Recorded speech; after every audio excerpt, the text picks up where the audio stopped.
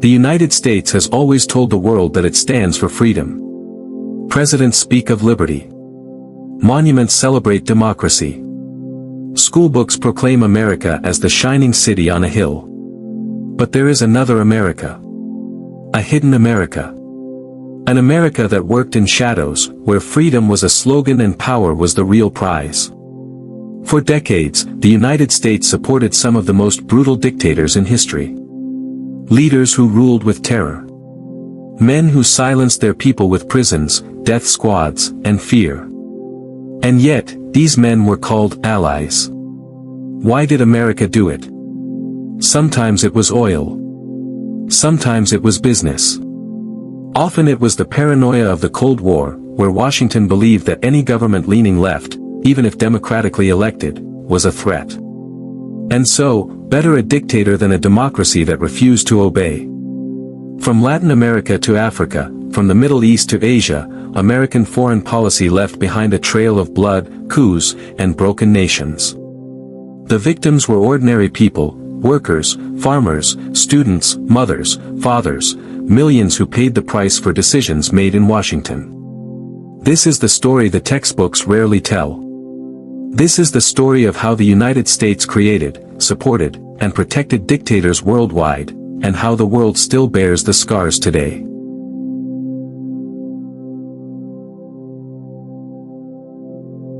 America has always lived with contradictions.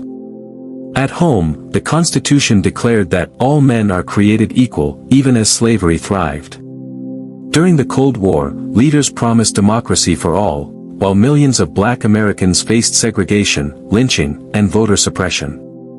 Abroad, Washington's foreign policy reflected the same double standard. Any leader who sided with U.S. corporations or stood against communism was embraced, no matter how ruthless. Those who dared to nationalize industries, speak of socialism, or demand independence from Western influence were branded enemies, even if they were chosen by their people. This selective democracy shaped the next 70 years of U.S. foreign relations. It was the myth of freedom versus the reality of control.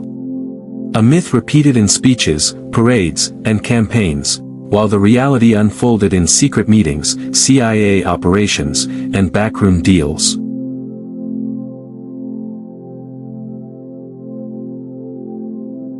Latin America became Washington's laboratory of intervention. In Guatemala, 1954, Jacobo Arbenz attempted land reform that threatened United Fruit Company, a powerful American corporation. The CIA launched Operation Success, spreading propaganda, arming rebels, and toppling Arbenz. What followed was decades of military rule, mass killings of indigenous people, and civil war. In Chile, 1973, Salvador Allende was overthrown in a violent coup. Tanks rolled through Santiago, and the presidential palace burned.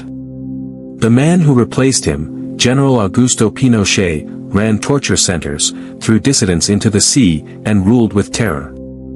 Documents later revealed direct U.S. involvement, with Henry Kissinger saying, "We will not stand by and watch Chile go communist due to the irresponsibility of its people."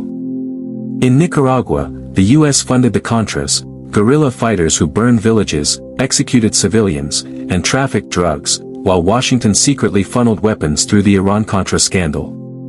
In El Salvador, U.S.-trained death squads massacred entire villages, like the infamous El Mozote massacre where nearly 1,000 civilians, men, women, and children, were slaughtered.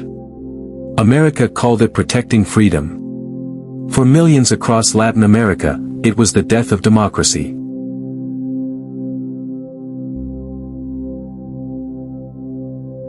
Africa, rich in minerals and resources, became another chessboard in Washington's global game.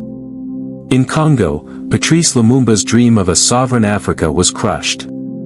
After only months in power, he was overthrown, executed, and replaced by Mobutu Sese Seko, a dictator who enriched himself while his people starved. Mobutu ruled for over 30 years, protected and financed by the U.S., because he was loyal to the West. In South Africa, as the world condemned apartheid, the United States hesitated. Sanctions were delayed. Leaders like Nelson Mandela were branded as dangerous radicals. For Washington, stability and access to South Africa's resources outweighed justice. Liberia tells a similar story.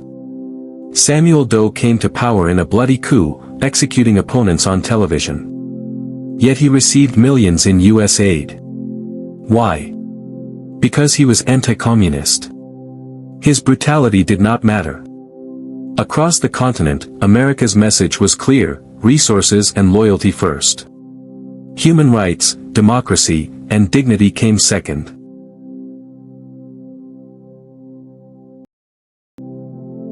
The Middle East, with its oil reserves, became the crown jewel of U.S. foreign policy.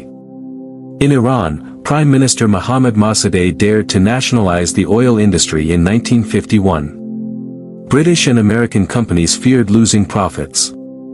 The CIA orchestrated Operation Ajax, overthrowing Mossadegh and reinstalling the Shah. For 25 years, the Shah ruled with secret police, torture, and repression, backed by billions in U.S. arms. His fall in 1979 unleashed the Islamic Revolution, setting the stage for decades of conflict. In Iraq, Saddam Hussein was once a U.S. ally. During the 1980s, America supplied him with intelligence and weapons in his war against Iran, even as he used chemical weapons against his own people. Later, Saddam would become America's sworn enemy. And Saudi Arabia, America's most enduring Middle Eastern partner. A kingdom with no democracy, where dissent is crushed, where women only recently gained the right to drive.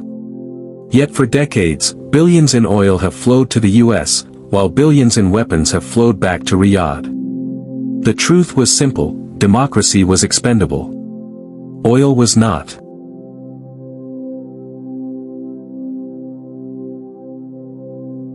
Across Asia, the story repeated.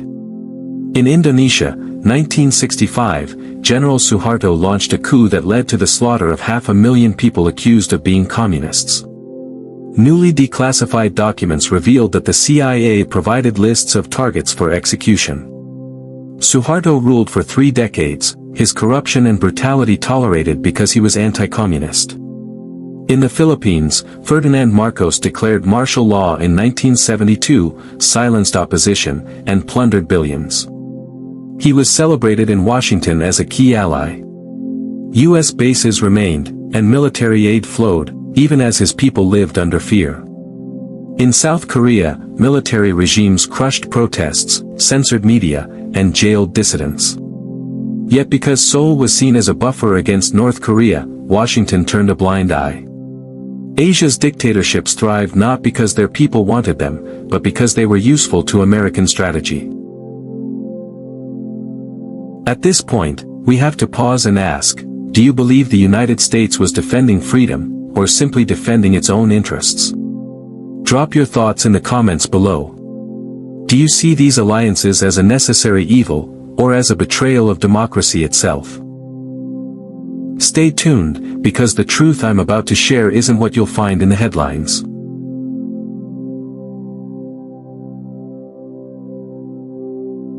The Cold War gave Washington the ultimate excuse.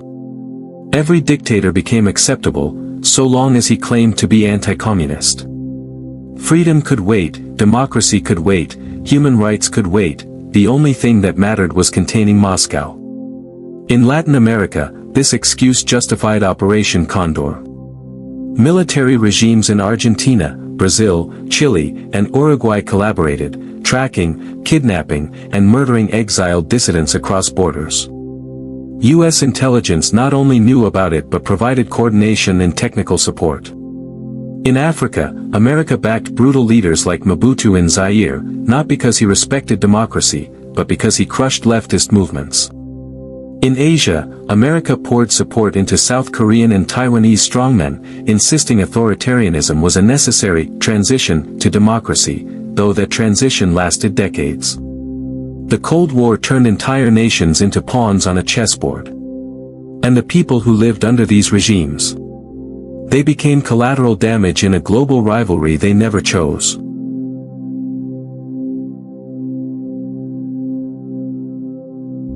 Behind the slogans of freedom, there were deals being made, deals soaked in oil and blood.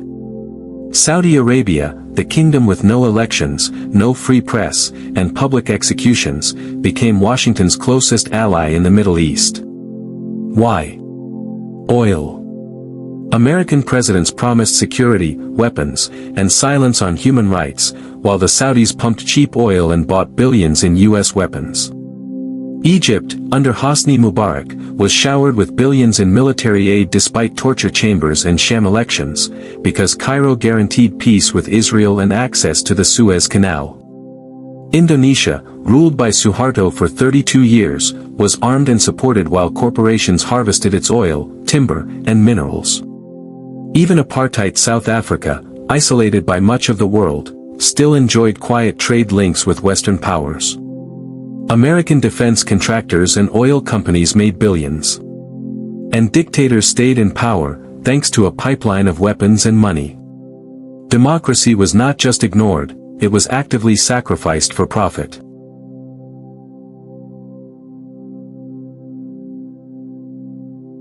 But what happens when the monsters you create turn against you? In the 1980s, Saddam Hussein was armed and financed by the United States to fight Iran. Washington supplied intelligence and turned a blind eye as he used chemical weapons. But when Saddam invaded Kuwait in 1990, he suddenly transformed from ally to enemy number one. Manuel Noriega, the Panamanian dictator, was a longtime CIA informant. He helped the U.S. smuggle weapons during covert operations. But when he grew too independent, and too corrupt, America invaded his country, capturing him like a criminal. And then there's Osama bin Laden. During the Afghan jihad of the 1980s, the US poured weapons and training into Islamist fighters to bleed the Soviet Union. Bin Laden learned the craft of war in that fire. Years later, those same tactics were turned on America, culminating in the September 11th attacks. The truth is undeniable, Washington's short-term alliances planted the seeds of long-term chaos.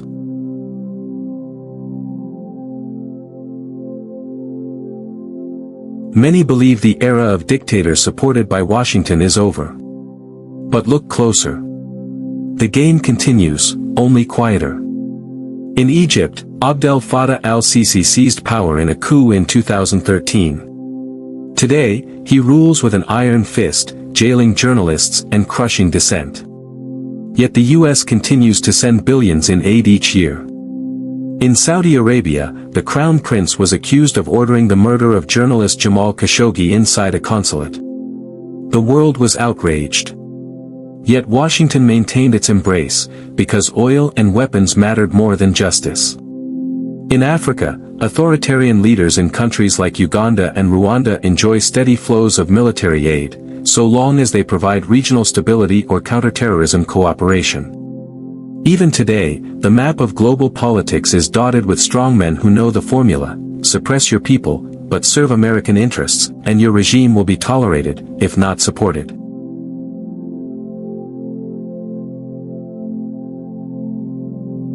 But there is always a price. And that price is heavy. Decades of supporting dictatorships have fueled refugee crises, endless wars, and waves of migration. Families fleeing Latin America's military regimes. Communities torn apart by Middle Eastern conflicts that trace their roots to Cold War alliances. Anti-American resentment has festered. From Tehran to Tripoli, from Santiago to Johannesburg, people have not forgotten the coups, the assassinations, the military juntas armed with American weapons. And at home, America's credibility suffers. How can a nation preach democracy, while simultaneously arming tyrants? How can it speak of liberty, when its hands are stained with repression abroad? The greatest danger to America's image has never been its enemies, it has been its own hypocrisy. This is the untold story of U.S. foreign policy. A story not of shining ideals, but of dark bargains. A story where democracy was traded for oil, for weapons contracts, for geopolitical advantage. For decades, Washington built dictators, not democracies. And though some of these strongmen are gone, their shadows remain. Nations destabilized. Generations scarred. Wars still burning. America presents itself as the champion of freedom. But history whispers another truth, that freedom was often just a mask, hiding the machinery of power. And so, the question remains, will the United States ever reconcile its words with its actions? Or will the myth of liberty forever be haunted by the ghosts of the dictators it helped create?